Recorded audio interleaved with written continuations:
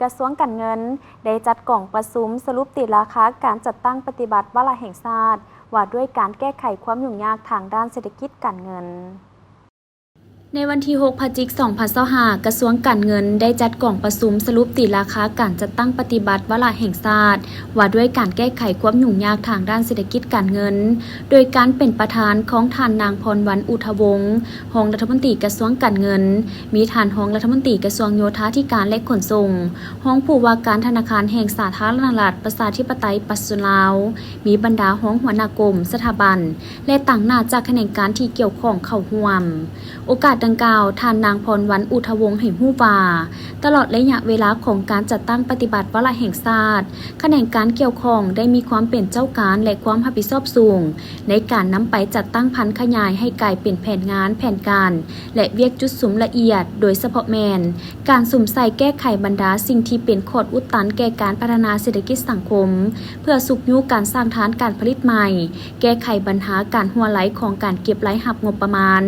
การแก้ไขบรรดาระบบระเบียบที่เป็นสิ่งกดหน่วงแก่การคุ้มครองบริหารรัฐและอื่นๆผ่านการจัดตั้งปฏิบัติฮอดปี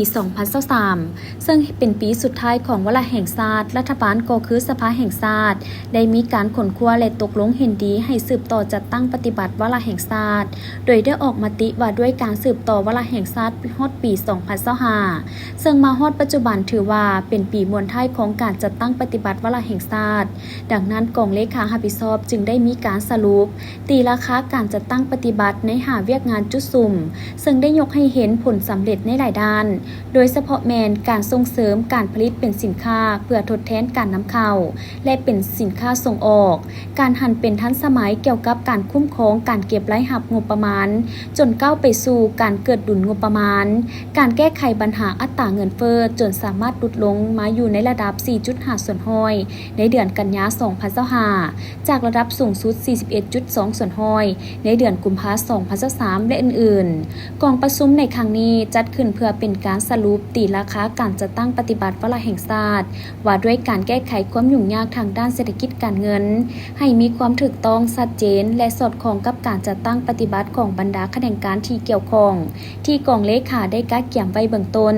ซึ่งผู้เข้าร่วมได้พร้อมกันปรึกษาหารือและสนทนาแลกเปลี่ยนอย่างกงไปกงมาต่อกับห่างบทรายงานวาระแห่งชาติว่าด้วยการแก้ไขความยุ่งยากทางด้านเศรษฐกิจการเงิน